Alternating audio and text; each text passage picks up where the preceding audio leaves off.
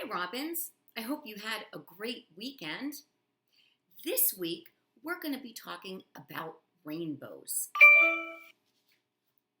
So let's start with our message. Uh-oh, there are some missing letters. Here we go. Let's do this. Hello, Aubin. It's Rainbow Eek. Love, Deanne and Carew. Hello, Aubin? What does it start with? You're right, it's an R. Where do we start? Start at the top, big line down, jump up, little curve, kick it out. Hello, Robins. Not one robin, many robins. That's an S, but it's at the end of a word, so it's a lowercase s.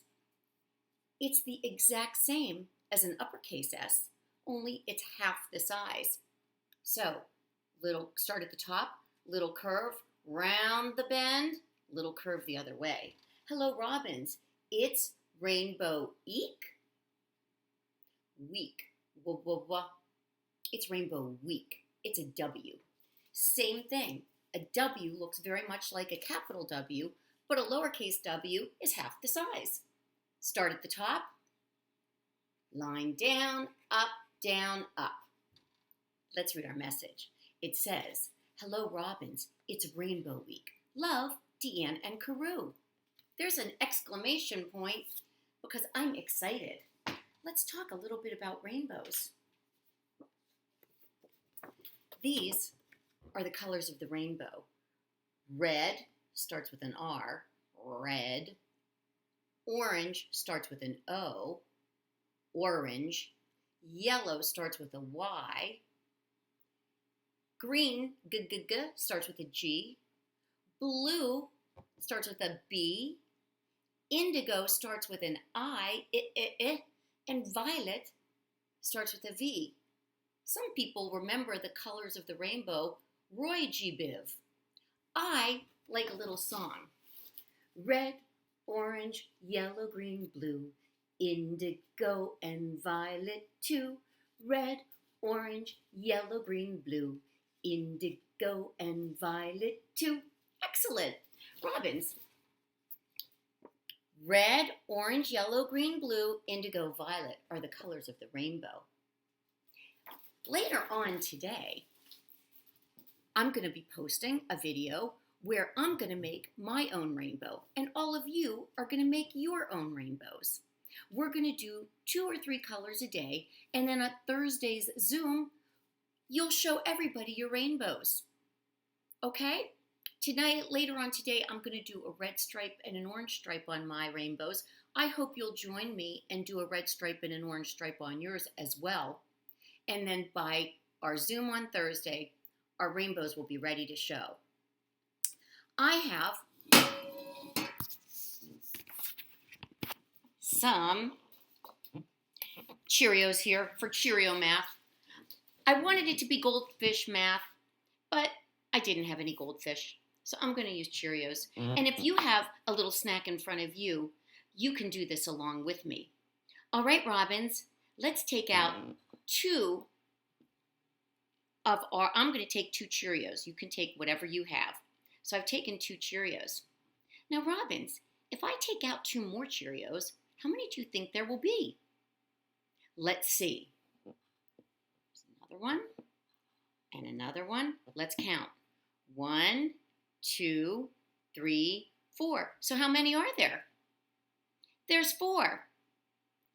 I'm going to take out 1 more. Does anybody have an idea of what will be next?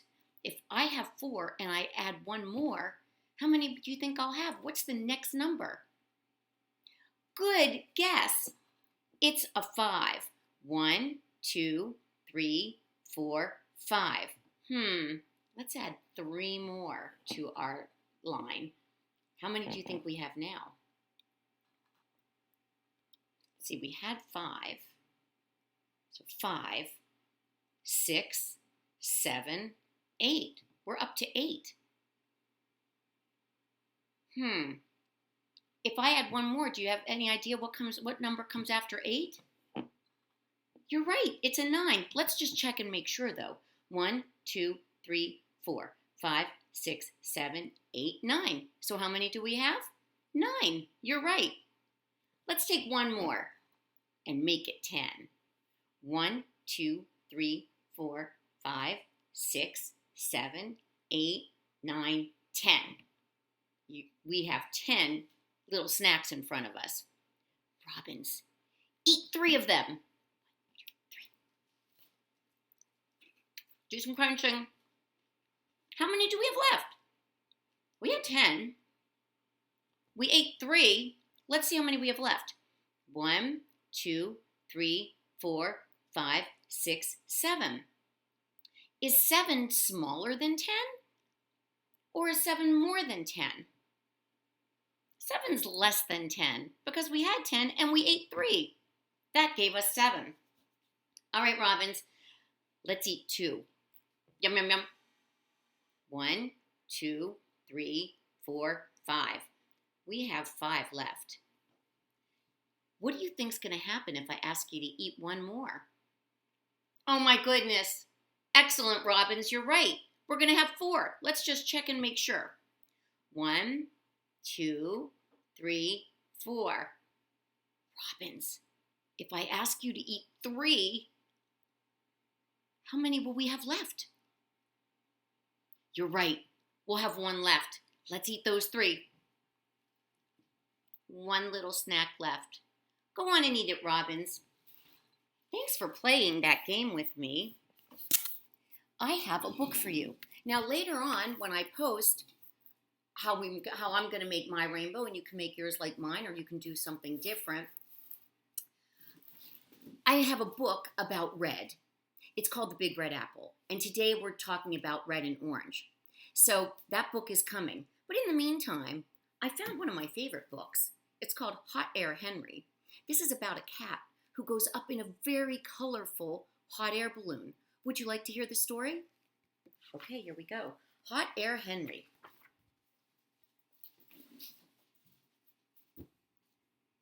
Henry wanted to fly. Everybody in his family had gone up with the balloon, but the man always declared, "I'm not flying with that cat." They don't want him in the hot air balloon. Do you have an idea why you wouldn't want a cat in a hot air balloon? His claws are pointy, right? The man had been taking pilot's lessons, and this time he was going to go solo. That means he's going to go by himself. Henry grumbled and his tail switched as he watched the people crunch around on the crusty March snow. The kid and the woman helped open the mouth of the colorful balloon, while the man blew it up with a gasoline-powered fan. Then the instructor blasted warm air into the balloon from the burner mounted on a frame below it. "Watch your fuel gauge," he told the man. You don't want those propane tanks to run dry. And stay away from those power lines on Colson Hill." Oh boy.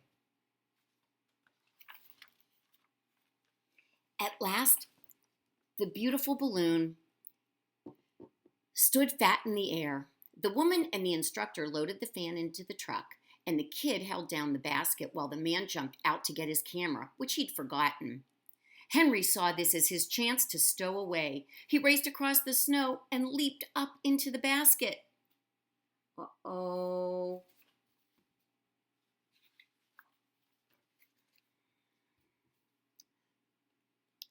One of his claws snagged on the cord that fired the burner, and there was a horrible roar. "Grab that cat," yelled the man. The kid lunged for Henry and slipped on the snow, and the burner just kept roaring. Flames heated the air, and up rose the balloon. Up rose Henry. Up, up, and away. Henry was flying.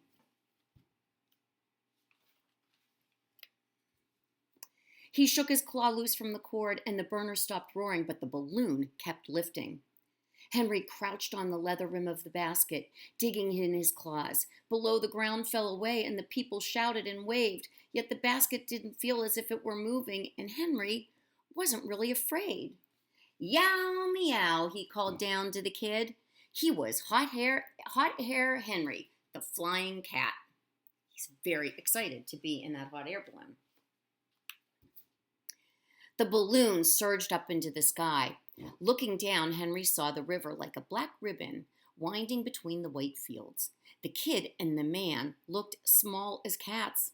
The balloon drifted silent as a cloud, and Henry loved the glorious bubble that carried him across the sky. Balanced against a post on the rim of the basket, Henry floated above the snowy world.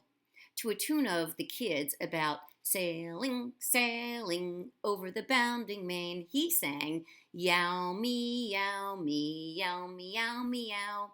He was the cat to sail the skies. Henry's happy to be up there, isn't he?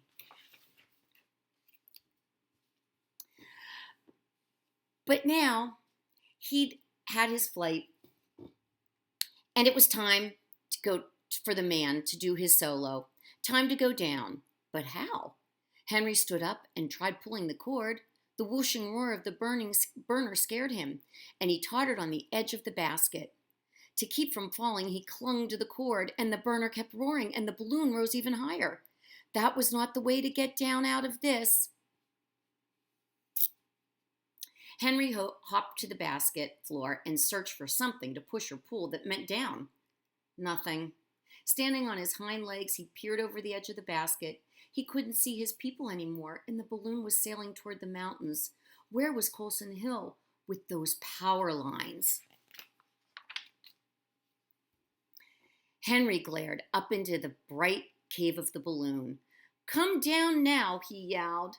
Then he saw a cord leading down from the balloon. He could reach it from the rim of the basket. But when he clawed the cord, he saw a little hole of the sky open in the balloon cloth, and air spilled out. The balloon started to sink.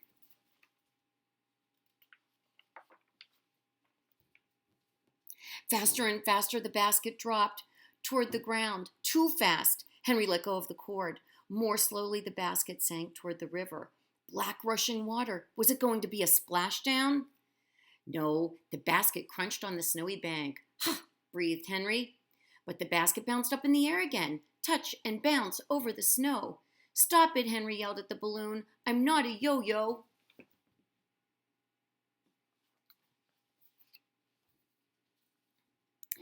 Ahead were some willows dotted with blackbirds singing, "Okalee, okalee." The basket bounded over the tops of the trees, brushing out birds. Chick, chick, chick. The redwings swarmed around the basket. Henry snatched at this bird and that bird. Missed, missed. The birds whisked upward, teasing, "Okalee, you can't catch me." Henry forgot about landing. "I can too," he yelled. Standing on the rim, he pulled the burner cord. Roar! The basket zoomed after the birds. Yow, meow. Henry chased the blackbirds up the sky.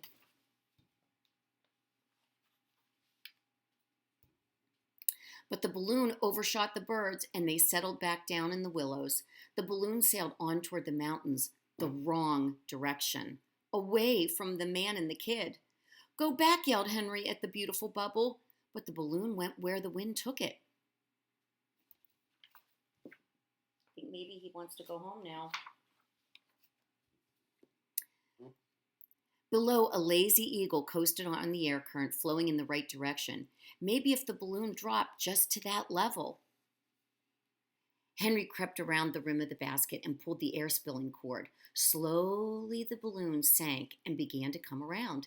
It didn't take off after the eagle like the tail of a kite, but it was going more toward the kid than away.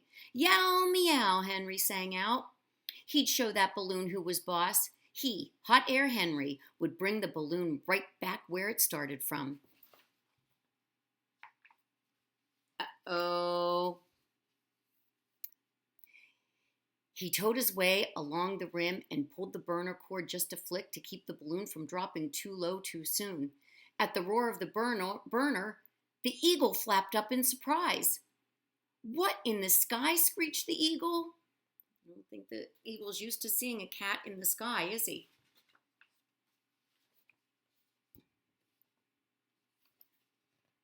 The big bird circled the fat contraption. Henry watched anxiously. The eagle better not peck a hole in his balloon. Snap! Henry hissed. Scat! Get away from here!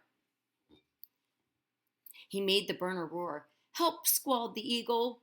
"What a cat to roar like that!" The eagle winged away from the fearsome feline. That eagle was scared of Henry the cat, wasn't he? Henry spared a paw to smooth his whiskers. Then he peered down, narrowing his blue eyes. Below on the road was a truck, and the kid's head stuck out the window. The chase truck was following the balloon. "Yow, yow, right now," sang Henry. He got over to the ripcord, spilled air, and the balloon dropped. Just then, honk, honk, came a squadron of geese flying straight at him. "Honk," called the geese. "Honk, honk." What did they mean, honk? He is not going to get out of their way. The V of geese broke up around the balloon, and they rushed up and down squawking, but the head goose sat down on the edge of the basket by the burner cord. "Snah," hissed Henry. "Get out of my basket. You can't perch here." "Honk, I can too," said the head goose. Perching there, the balloon kept sinking. "Hi, cat," the kid's shout made Henry look. The basket was headed for some high-strung power lines. At last he'd found Colson Hill. He had to fire the burner to lift quickly, or he'd sizzle on the wires. But the goose guarded the burner cord. Henry started toward the goose. "Snap, hiss," answered the goose, hunching its wings. Henry had never fought a goose, and he didn't like to try it for the first time while balancing like a tightrope walker, but he had to fire the burner.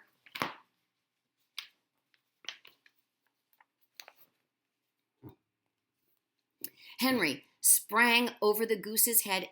He leaped onto the goose's back and clawed at the cord. As Henry flew over, a sharp nip of a beak on his tail made him meow. But when the burner boomed, the goose jumped into the air, and Henry fell off its back into the basket, which soared up over the power lines. Henry licked his throbbing tail while the geese regrouped and flew on. Honk, honk.